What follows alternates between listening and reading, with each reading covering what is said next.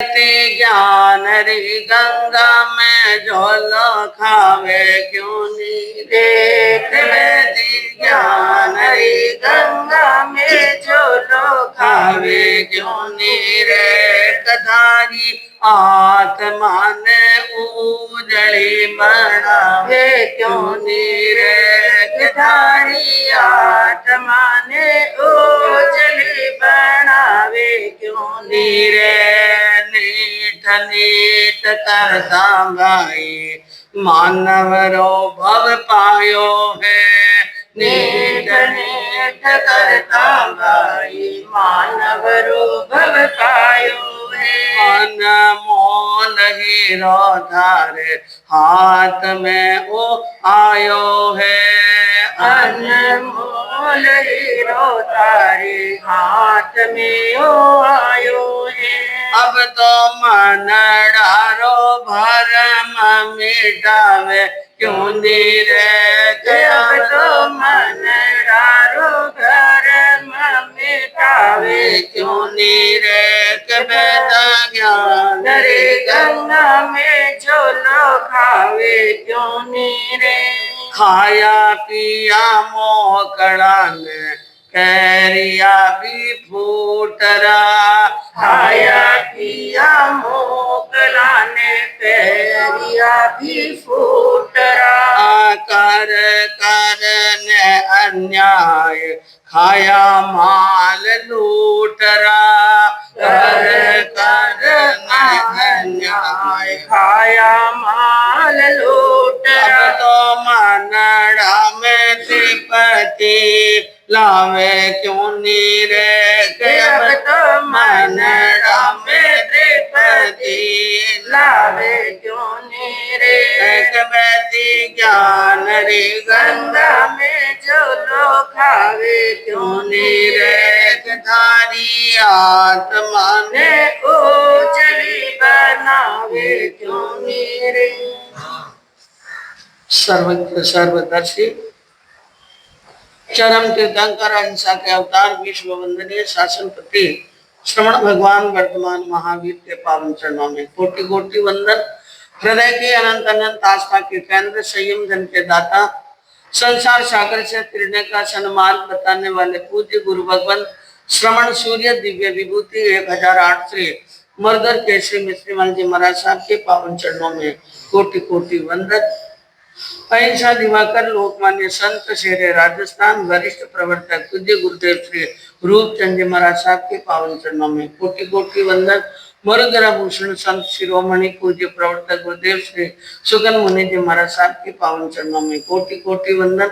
साधना की प्रतिमूर्ति सद्गुणों की उपासिका सरल मना शांत दांत गंभीरा गुरुवरिया माँ सती श्री सज्जन कंवर जी महाराज साहब के पावन चरणों में कोटि कोटि वंदन। धर्म प्रेमी बंधुओं, शीलवती माता, आचारांक सूत्र के अंदर प्रभु महावीर ने उपदेश फरमाया कि जस नथी पूरा बच्चा मध्य तस्य कुओसिया। कोई एक साधक है जो साधना करने के लिए तैयार हुआ है, उसके लिए उपदेश दिया कि जिस साधक को पूर्व में भोगे हुए भोगों की स्मृति नहीं है, क्योंकि कोई भी साधक होगा, कोई भी संत होगा, कोई भी यानी त्यागी या भिक्षु होगा तो पहले तो संसार में रहा ही है, संसार के सुख देखे ही हैं, संसार की सामग्री देखी है और संसार के यानी राग भाव और संसार के भोग भी देखे हैं और उसके बाद में क्या ली है दीक्षा। तो कहा यहाँ पर कि जस नथी पूरा पच्छा, जिस साधक के मन में पूर्व में भोगे हुए भोगों की स्मृति नहीं है और भविष्य में भोगों की कोई कामना नहीं है, पहले भोगे हुए भोगों की स्मृति नहीं है और भविष्य के अंदर किसी प्रकार के भोग की कोई कामना नहीं है, तो उसको वर्तमान में आसक्ति हो ही नहीं सकती। तीन बातें बताइए, स्मृति, कामना और आसक्ति। इन तीनों को समझने की जरूरत है। जो पहले भोगे हुए सुख और काम और भोग और इंद्रियों के विषय और विकार भोगे हैं और अब साधना के पथ पर चल पड़ा है, तो पहले भोगे हुए भोगों की स्मृति नहीं होनी चाहिए और मुझे भविष्य में भोगे हैं उनसे भी ज्यादा मिले, ये कामना भी नहीं होनी चाहिए। तो उसको वर्तमान में आसक्ति हो ही नहीं सकती। न तो स्मृति है और न कामना है। जब स्मृति और कामना नहीं है तो आसक्ति कहां से हो, ये समझने की जरूरत है बंधुओं। और जब यह साधक समझ जाता है तो ही साधना कर सकता, तो ही उनको घर की याद नहीं आती है और वैराग हमेशा बना रहता है। और उनको बार बार कितना ही आकर्षण सामने हो, कितने यानी आकर्षण के केंद्र सामने हो, दुनिया के बीच में रहता है, संसार के बीच में रहता है, बड़ा मार्केट से निकलता है और दुनिया के भोग उपभोग की सामग्रियां देखने के बाद में भी जिनका चित्त किंचित मात्र भी विचलित ना हो, विचलित तो होने की बात छोड़ो, जो कोई कह भी दे कि बाबूजी आपने है त्याग दिया, तो मन के अंदर खुशी होती है। नहीं तो पड़ा क्या है, हुकी हो गई। हेर हेर घाटा गहना घाटा पहनना है, न नया नया कपड़ा पहनना है, न बढ़िया बढ़िया खाना है, न मोटा कारा में घूमना है, न दुनियारी सैर करना है। थे सुखी हो। बड़ी दया आती है लोगों के ऊपर जब ऐसी बात करते हैं और सोचते हैं कि बाबूजी आपने तो सारा सुख छोड़ दिया। सुख नहीं छोड़िया, सुख में तो अब जी रहे, सुख में तो अब जी रहे हैं। हम कितने सुखी हैं आपको क्या मालूम।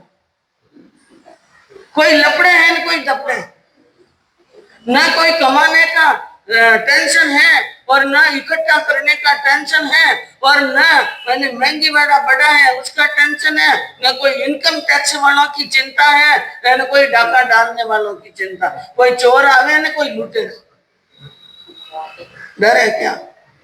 न महाराज भूखा मरे, कहीं भूखा मरे नहीं, और पहनने न कपड़ा मिले, मिले, बीमार पड़े तो दवाई मिले, हाँ कटे जावे तो रेवन स्थान मिले के किराया ले बटे।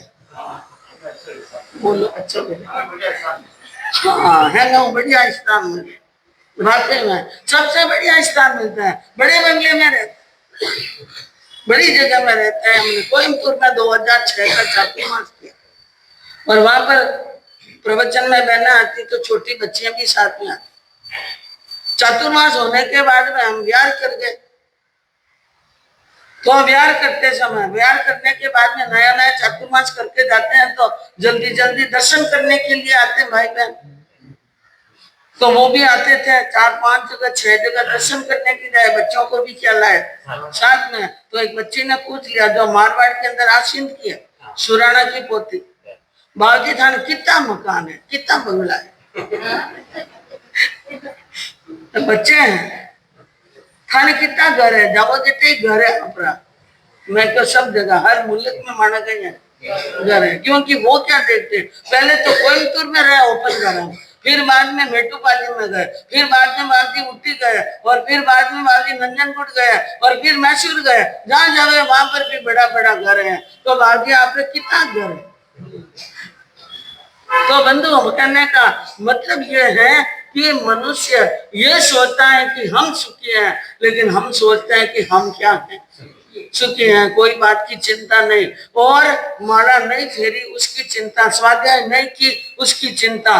और इस प्रकार जो मनुष्य अपने जीवन के अंदर कामनाओं का त्याग कर लेता है यानी स्मृति, और जिसके मन के अंदर कामनाएं नहीं है उनको दुख होने वाला नहीं है। 10वें कालिक सूत्र फरमाता है कि कामे कमाई कमियम खु दुखम, कामनाओं को दूर करना ही वास्तव में दुखों को दूर करना है।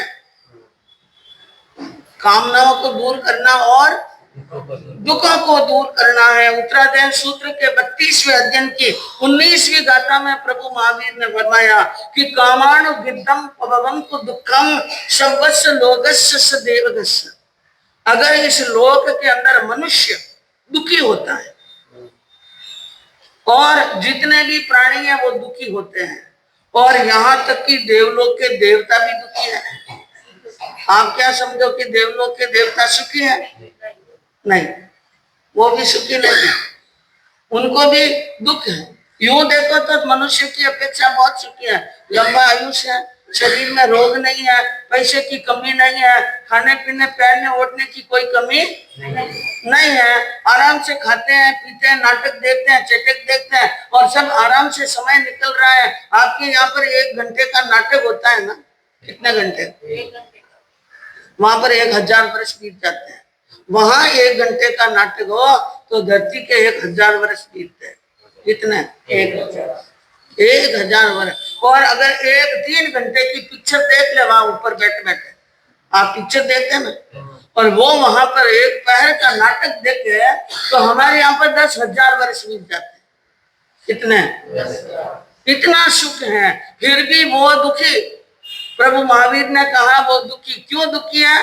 पहले देवलोक का देवता जब दूसरे देवलोक के देवता की रिद्धि देखता है तो दुखी होता है कि मेरे से ज्यादा रिद्धि किसके पास में है? दूसरे। और दूसरा देवलोक का देवता जब तीसरे देवलोक की रिद्धि देखता है तो वो दुखी होता है, दूसरा देवलोक वाला, कि मेरे से ज्यादा रिद्धि तो। हाँ, संसार में मनुष्य भी इसी से दुखी है, खुद के दुखों से इतना दुखी नहीं है जितना पड़ोसियों के दुख है। इन्हें दुकान में माते कमाई गणी है, इन्हें दुकान माते तो ग्राहक लैंड लागोड़ी चले, और कल ने परसों आयो नहीं तो मोटो बंगलो बना दियो, मैं हाल किराया मकान नहीं बैठ। हमारी दुकान तो हाल गली में है और वो बीच मार्केट में बड़ो शोरूम खोल, टेंशन है ना। ये दुख, खुद का दुख इतना नहीं, लेकिन पड़ोसी की और सामने वाले की प्रगति देख करके क्या हो जाते हैं? दुखी हो जाते हैं। इसलिए ज्ञानियों ने क्या कहा कि हे मनुष्य, जीवन के अंदर ये संसार के भौतिक पदार्थों के सुख तो अनंत बार मिले हैं और मिलते रहेंगे, बार बार मनुष्य जन्म मिलने वाला।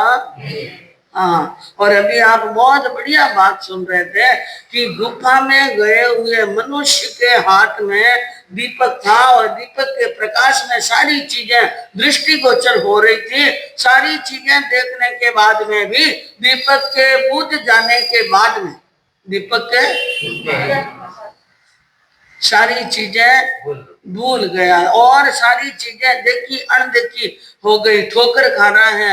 ये स्थिति मनुष्य की हो रही है कि वो भी संसार में, क्योंकि ठोकर अंधकार में लगती है। ठोकर क्या लगती है? या तो अंधकार में या फिर लापरवाही से। अब दिन के उजाले में भी कोई ठोकर खा ले, खावे ना। दिन में ठोकर लगी, कभी आपने लगी? रास्ते चलता कई बार, हाँ, दिन के उजाले में भी ठोकर लग जाती है ना, रात के अंधकार में भी क्या लगती है? यह प्रमाद के कारण से और अंधकार के कारण से ठोकर लगती है। और बंधुओं, जब तक दीपक जलता रहे तब तक आत्मा का क्या करना चाहिए? हाँ। भरियो सिंदड़ा में तेल, भरियो सिंदड़ा में जासो रचियो सब खेल, जासो रचियो सब खेल। जल रही दिया में बाती, जल रही दिया में बाती, जैसे ओस का मोती, जो का पवन का लग जाए, जब का पवन का लग जाए, काया तारी धूल हो जासी, काया तारी धूल हो जासी। भरियो सिंदड़ा में तेल, सिंदड़ा यानी दीपक, दीपक में जब तक तेल भरा है तब तक ये दुनिया का खेल है, और तब तक ये संसार के खेल हैं। और दीपक में बाती जल रही है। दीपक में क्या जल रही है? बाती। यानी ये कहना चाहते हैं कि बाती जल रही है तब तक काम कर ले, न खुट गयो सिंदड़ारो तेल, न मिट गयो सारो खेल, और बुझ गई दियारी बाती। जब दियारी बाती बुझ गई तो सारा खेल क्या हो जाएगा, समाप्त। और जिन्होंने बंधु अपने जीवन के अंदर रहते हुए अपने जीवन के अंदर साधना के काम कर लिए हैं, उनके जीवन के अंदर कोई कमी नहीं रही। और आसक्ति की बात चल रही थी, क्योंकि दुख का कारण आसक्ति है। दुख का कारण क्या है, आसक्ति है। और जो व्यक्ति के जीवन में आसक्ति नहीं है, श्लोक आया ज्ञान सार के अंदर कि भूशय्या वैक्ष आश्रम जीर्ण वासो वनम गृहम तथापि निष्प्रियो श्याहो चक्रिणो अधिकम सुखी। जिसके कामनाएं नहीं है ना, जिसके आसक्ति नहीं है, वो चाहे भूशय्या भूमि पर शयन करता है, बढ़िया जोरदार पलंग नहीं है, और उनके बिछाने के लिए बढ़िया मखमल के गिद्दे भी नहीं है, ओढ़ने के लिए भी अच्छी चीज नहीं है। भूशयनम यानी भूमि पर शयन कर रहा है। वैक्ष आश्रम और भिक्षा में लाया हुआ अन्न खाकर के पेट भरता है। और पुराने वस्त्र जीर्ण वासो, वस्त्र भी क्या पहनता है, पुराने पुराने वस्त्र पहनता है। और कई कई तो यानी फटे फटे वस्त्र भी पहन रहते हैं। और कई साधु तो ऐसे होते हैं जो तरह तरह की कारियां लगा करके क्या पहनते हैं, वस्त्र। और घर कहाँ पर है, वन में वास करते हैं। कहाँ वास करते हैं, हाँ, रहने के लिए घर नहीं, वन में रहना, भूमि पर शयन करना, भिक्षा के द्वारा लाना और पुराने वस्त्र पहनना। लेकिन वो निष्प्रिय है। वो क्या है, निष्प्रिय, यानी उनको कोई आसक्ति नहीं है। तो चक्रिणो अधिकम सुखी, चक्रवर्ती से भी ज्यादा क्या है, सुखी है। कुछ नहीं होते हुए भी चक्रवर्ती से भी ज्यादा सुखी हैं। और जिनके आसक्ति है, वो एक भिखारी भी, झोंपड़ी में रहने वाला भी क्या होता है, दुखी होता है। क्योंकि बंधुआ आसक्ति को दुख का कारण बताया। और हमारे यहाँ पर एक हिंदी के एक कवि हुए रस खान। कौन हुए, जाति से मुसलमान थे, जाति से वो क्या थे, मुसलमान। खान साहब थे, खान साहब के नाम से जानते थे। और उनका पूरा नाम था रस खान। लेकिन श्री कृष्ण के भक्त थे। जितनी भी कविताएं रची उन्होंने श्री कृष्ण के जीवन से संबंधित रची। और उन्होंने एक कविता के अंदर मनुष्य को जीने की कला बताई। क्या बताई, कि संसार में कैसे जीना है। ध्यान से सुनिएगा। सुनिए सब की कहिए न कछु, सुनिए सब की कहिए न कछु, रहिए इन्हें आभव सागर में, करिए व्रत नेम सचाई दिए, जिन से तरिए भव सागर में। मिलिए सब सुंदर भाव बिना, मिलिए शुभ सुंदर भाव बिना, रहिए सतसंग उजागर में। रस खान गोविंद ही यूं बजिए, रस खान गोविंद ही यूं बजिए, जिम नागर को चित गागर में, जिम नागर को चित गागर में। व्याख्यान कितने बजे तक जाना,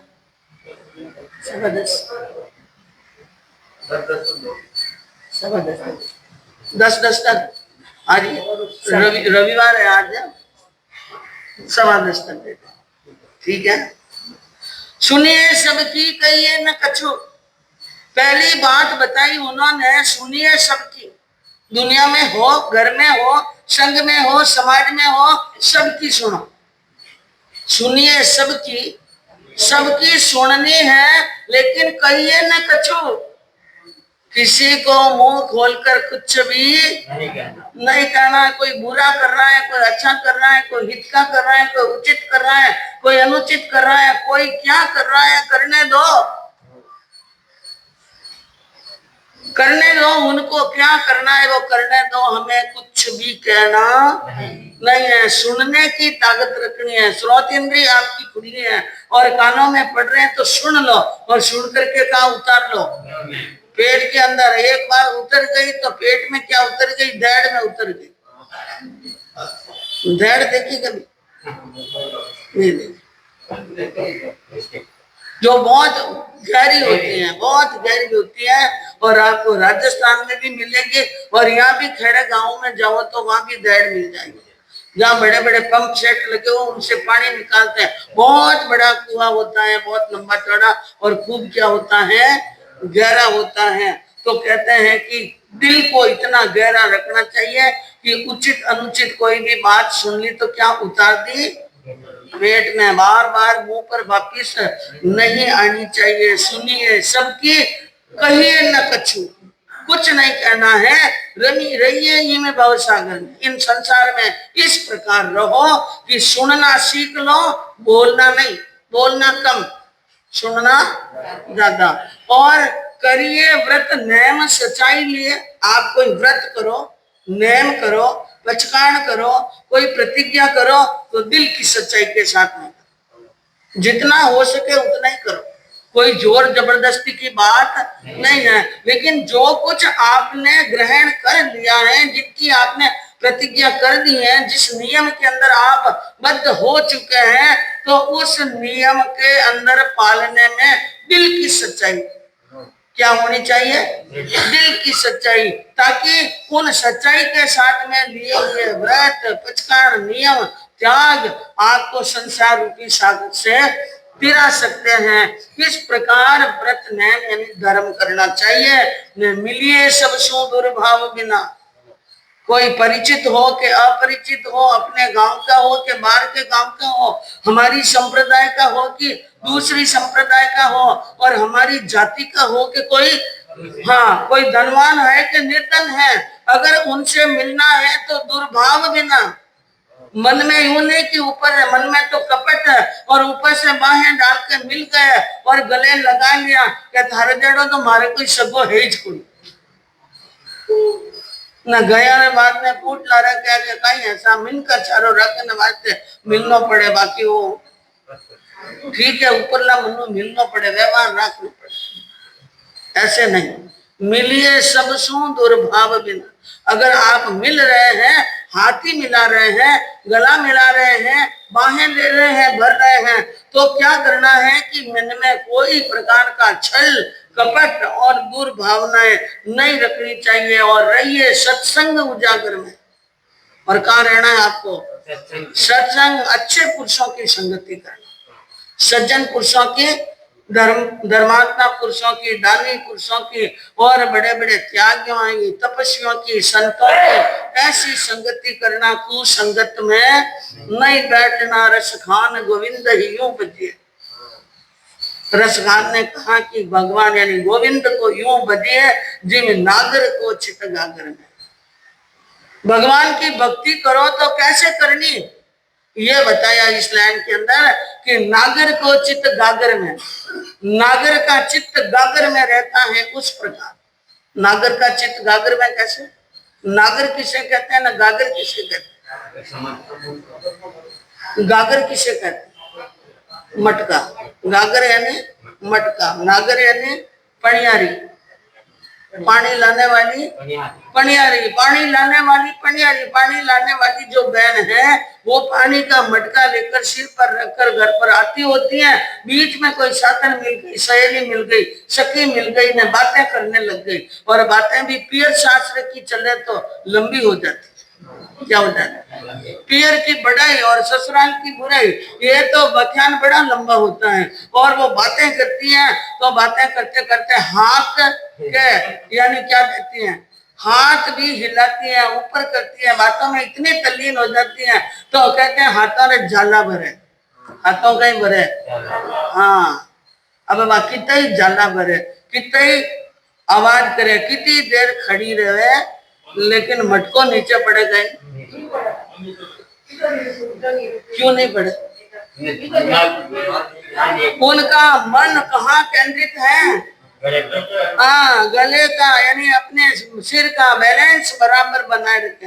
वो शरीर के नीचे वाले भाग को, हाथ को, कंधे को, कमर को, पांव को 100 बार ऊपर नीचे करे, 100 बार इधर उधर अंग हिल जाए, लेकिन उसका गर्दन का, मस्तिष्क का संतुलन क्या रहता है।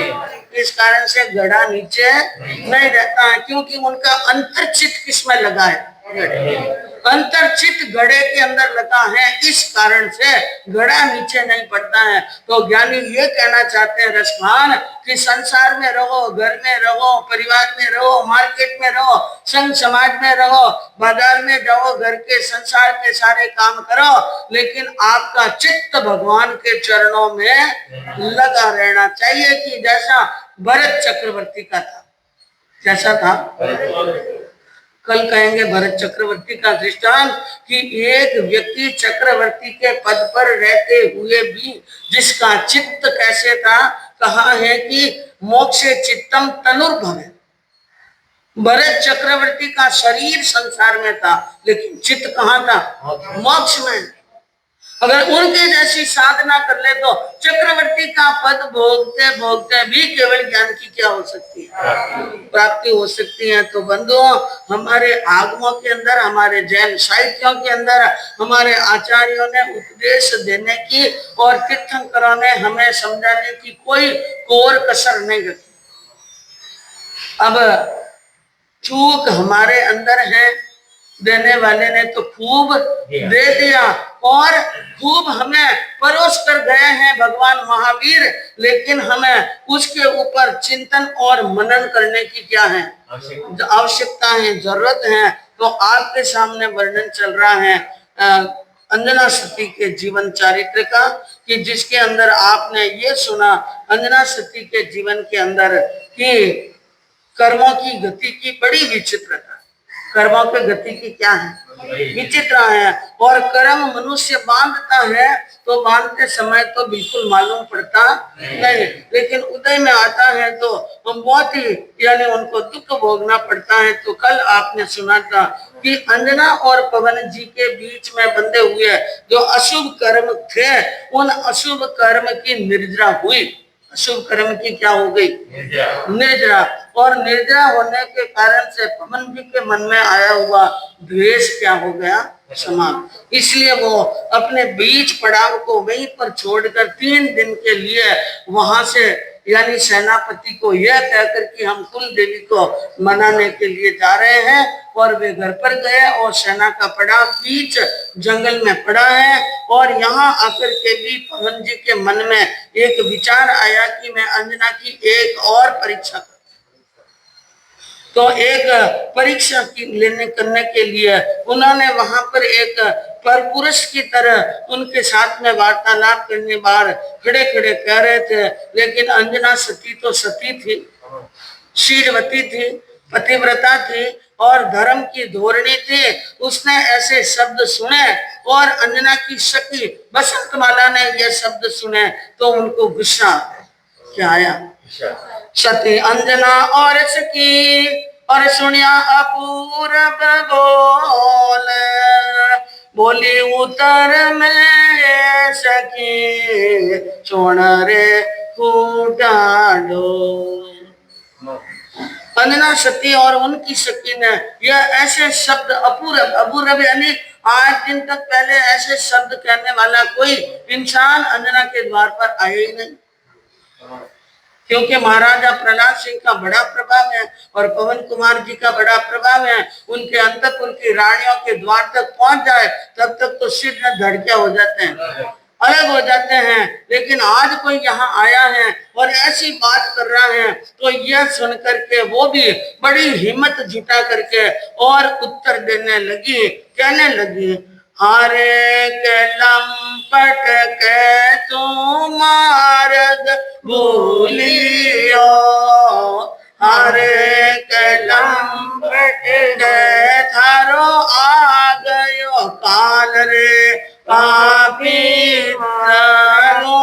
तारी जी बड़ी, हारे के लंपट और चिराओ धारी खाल रे पापी पियो बस परदेश में। उसने कहा कि तू कोई लंपट है, दुराचारी है, तू गिरा हुआ व्यक्ति है और तू ये नहीं जानता है कि ये द्वार किसका है। तू मार्ग भूल गया, या तो तू क्या भूल गया है? मार्ग भूल गया है। और अगर तू मार्ग नहीं भूला है तो आ गयो थारो काल, अब तेरी क्या आई है मौत, काल आ गया है। और इस कारण से तू पाप आत्मा यहाँ पर आ गया है। तू जो शब्द बोले हैं उन शब्दों को सुनकर मैं तुम्हारी जीभ को जला करके रख, तब शांति पड़ेगी। एक बार या थारी चिरा दूं खाल, या तुम्हारी क्या चिरा दूं, हाँ शरीर की पूरी खाल चिरा करके उनके ऊपर नमक और मिर्ची डाल दो तो भी तेरा पाप कम होने वाला।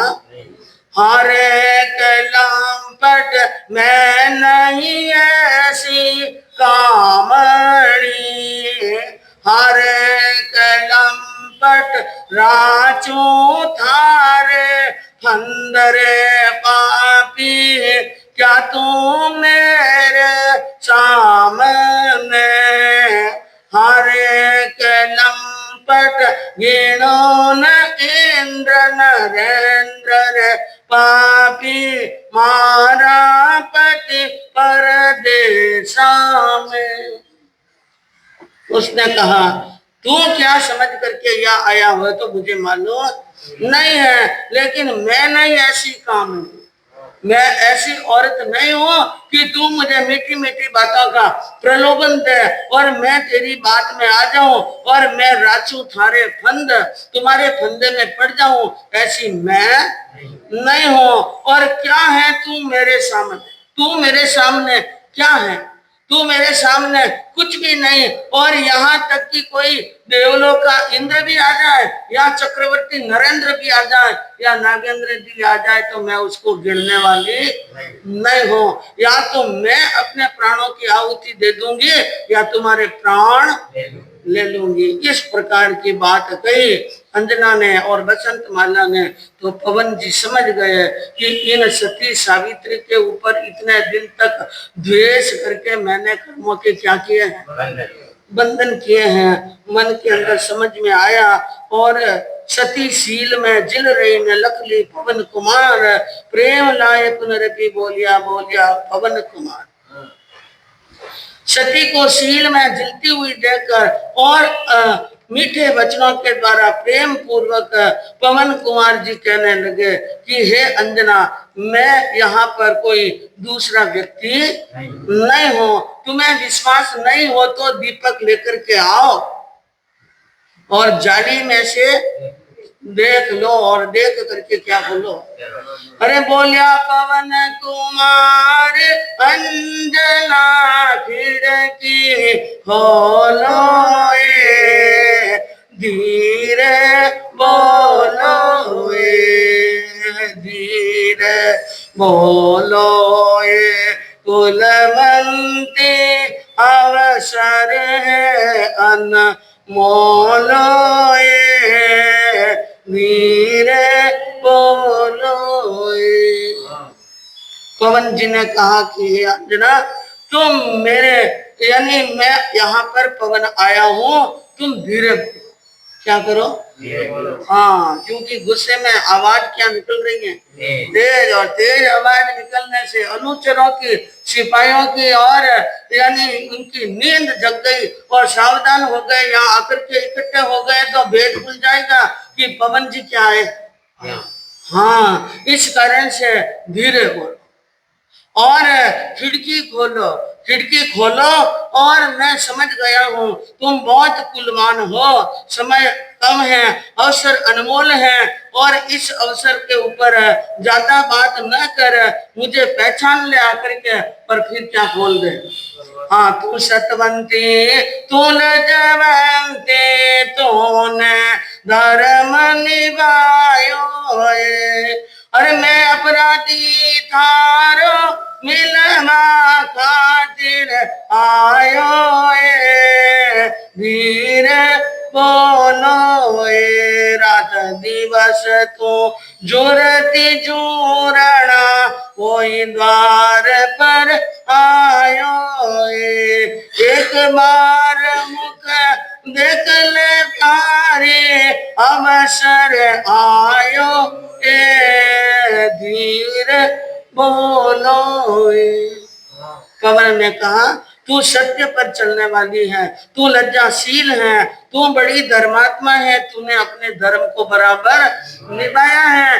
तू तो अपनी जगह पर 100% सही है, पर मैं अपराधी था। मैं क्या हूँ? अपराधी हूँ, और मैं मिलने के लिए यहाँ पर आया हूँ। रात दिन तू मुझे मिलने के लिए कितना जुड़ रही थी, वही द्वार पर आया हूँ। एक बार मेरा मुख देख, एक बार क्या देख ले, और तुम्हें सच्चाई सामने आ जाए तो क्या खोल देना, दरवाजा खोलना। इस प्रकार की बात गई, और बात कहने के बाद में अंजना की सखी बसंतमाला दीपक लेकर के जाली के सामने गए, और जाली में से प्रकाश बाहर पड़ा। उसने देख लिया कि निश्चय पवन कुमार, कोई नहीं दूसरा, ये कौन है? पवन जी आए हैं। और जाए बसंती सती बहन बोली इस प्रकार, यह देखकर बड़ी खुश होती हुई बसंतमाला सखी अंजना के पास में आई, और आकर के उसने कहा कि सखी अब दुख के दिन गए, दुख के दिन यहाँ क्या हो गए? हाँ, अरे प्यू घर आयो ये सुन सती अंजना मान बढ़ायो ये, प्यू घर आयो ये। बोल बोल अब खोल मोल तो थारो भाग्य सवायो, देख देख अब आयो पति तारो बिना बुलायो, पति घर आयो।